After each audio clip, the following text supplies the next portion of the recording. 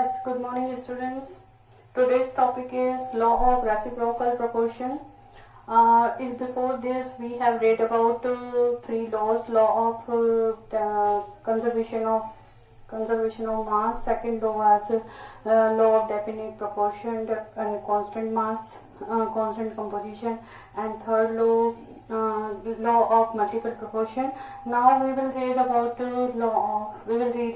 law of reciprocal proportion. Okay, तो let's come to the point. Reciprocal proportion की सबसे पहले we will define it. First of all हम इसको define करेंगे कि when two elements react with the fixed mass of third element, then the ratio of their masses will be same as the or the multiple as the ratio of their masses when they react with each other.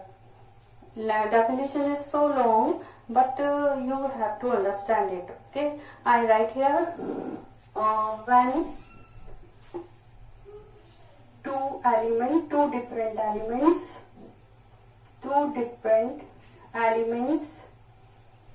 react or combined with the fixed mass of third element, then the ratio of their masses will be same as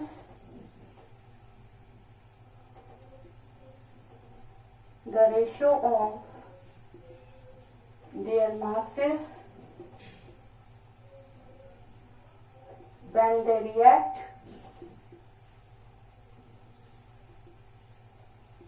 with each other.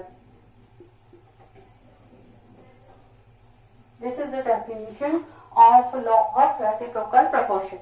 लेकिन इस law को समझने के लिए एक example, I will take an example, एक example लूंगी मैं कि सपोज करिए कि three elements are there: carbon, oxygen and hydrogen.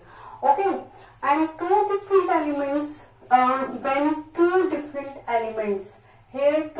elements which are carbon and oxygen, they react with the fixed mass of third element. This is third element. ठीक है, तो यहाँ पे carbon will react with oxygen and form CO2. Carbon and hydrogen reacts with CH4, and hydrogen और oxygen reacts with each other and form H2.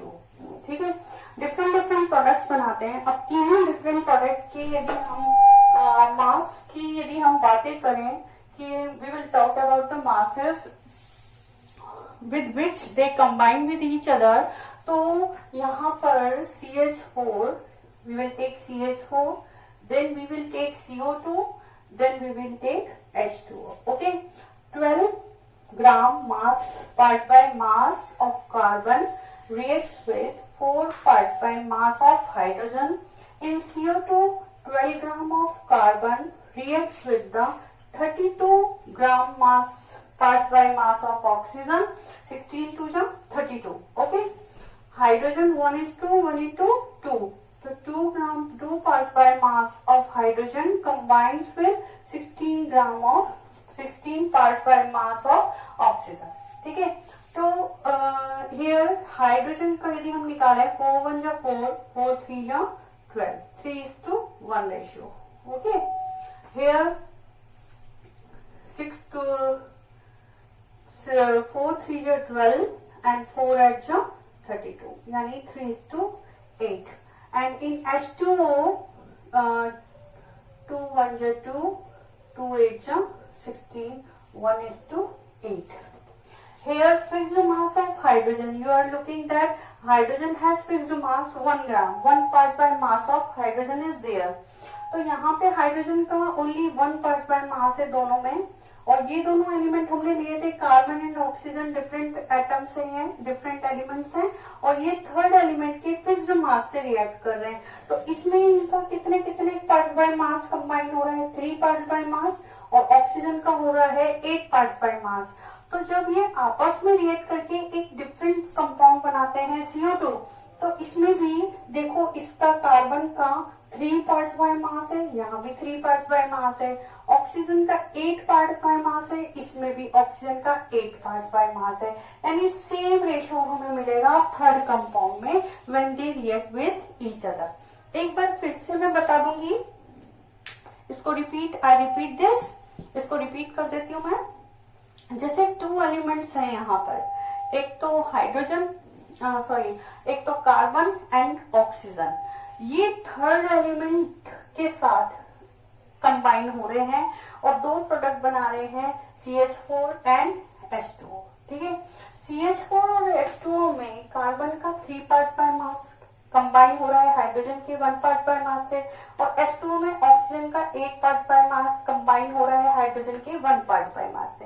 यानी hydrogen का दोनों compound में फिक्स मास है, तो दोनों डिफरेंट एलिमेंट थर्ड एलिमेंट के fix mass से जब भी रिएक्ट करेंगे तो उसमें जो मासेस का जो रेशियो है 3:8 वो सेम मिलेगा जब वो आपस में कार्बन एंड ऑक्सीजन रिएक्ट करके कोई थर्ड कंपाउंड बनाएंगे जिसमें वो आपस में रिएक्ट कर रहे हैं और CO2 बना रहे हैं। तो इसमें भी इनका देखो 3:8 ही है।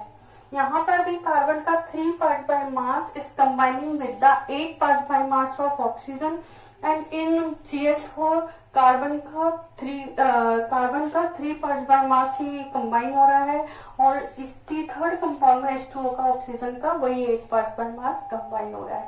ठीक है, तो when 2 elements react with the fixed mass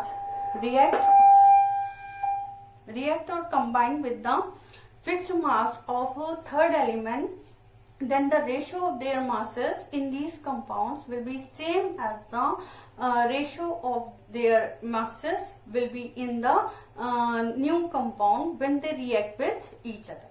Okay, so this is the law of reciprocal proportion. Okay, next I am taking 4th law. This is the Gay-Lussac law.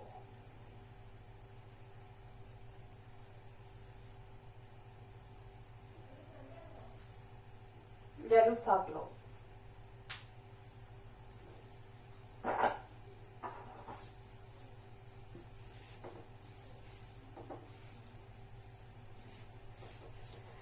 Gay-Lussac law says that under same condition of temperature and pressure, यानी कि हम STP यदि हम लें at STP,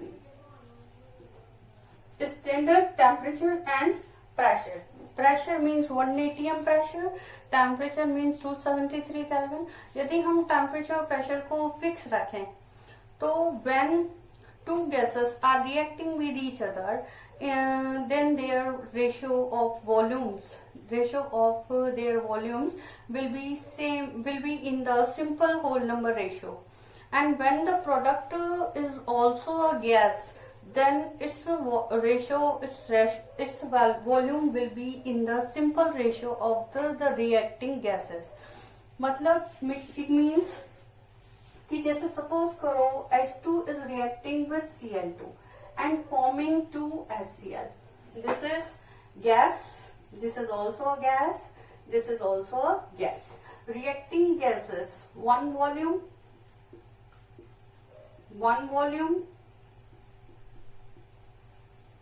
two volume.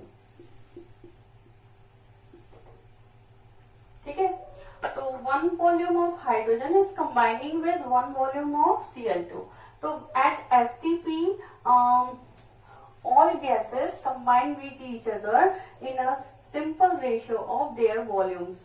So 1:1:2 H2 ratio of H2 ratio of Cl2 ratio of HCl will be in the simple whole number ratio 1:1:2 H2 Cl2 HCl. And product is also a gas, then its volume will be in the simple ratio of the reacting gases. उसका जो volume होगा वो भी reacting gases के volumes के समान ही simple ratio में होगा। ठीक है, 1:2। जैसे हम सपोज करो सेकेंड एग्जांपल लेते हैं, N2 plus 3H2 gives 2NH3.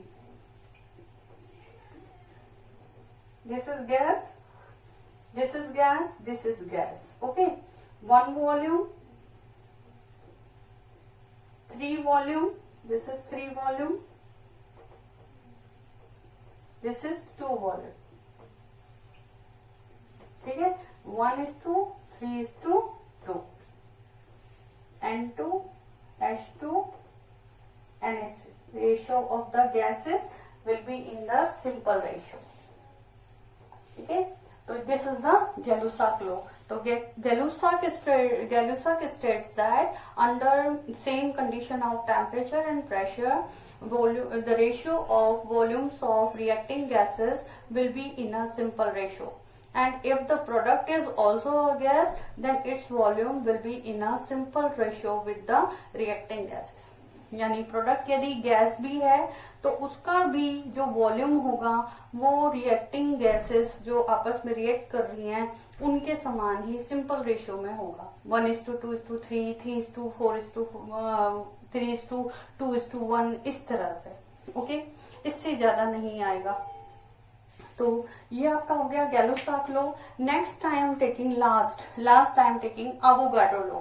Okay, fifth.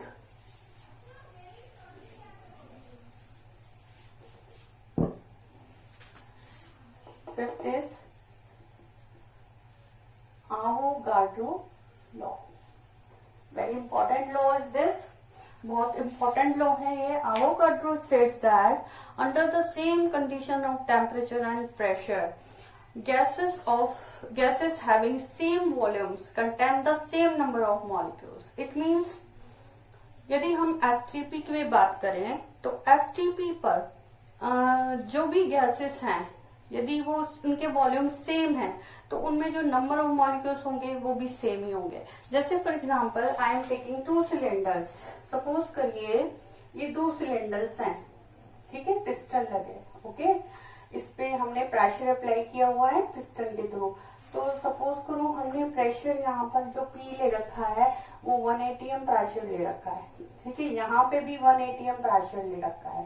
ठीक है, तो प्रेशर जो है वो सेम है, P है, और इसका भी P है. Okay,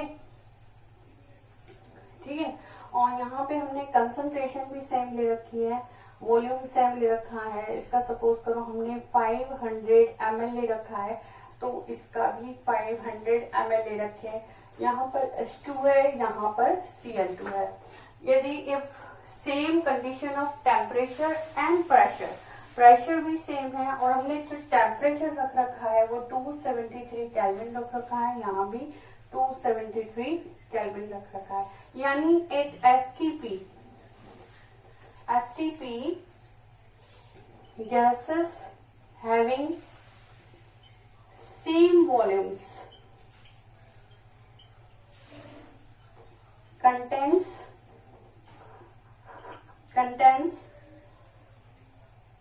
same number of molecules. Okay, this is the Avogadro law. तो Avogadro law ने ये कहा था कि यदि आप गैसेस के सेम वॉल्यूम्स ले रहे हो, दोनों सिलेंडर में 500 ml और 500 ml ही गैस फिल्ड कर रहे हो, दो डिफरेंट गैसेस हैं, उनके आपने 500 ml और 500 ml लिए हैं, यानी वॉल्यूम सेम है, टेम्परेचर भी आपने सेम रख रखा है दोनों सिलेंडर में और प्रेशर भी सेम रख रखा है. तो आइडेंटिकल कंडीशंस में या सेम कंडीशन में टेम्परेचर और प्रेशर के दोनों गैसेस जो होंगी सेम वॉल्यूम जो हैं जिनके हैं वो सेम नंबर ऑफ मॉलिक्यूल्स ही रखेंगी. यानी इसमें जो N1 होंगे, सपोज करो यहाँ पे N1 है तो N1 ही मॉलिक्यूल इसमें होंगे. करेक्ट, सेम मॉलिक्यूल्स होंगे. ठीक है, तो ये आपके 5 लॉज हो गए. फर्स्ट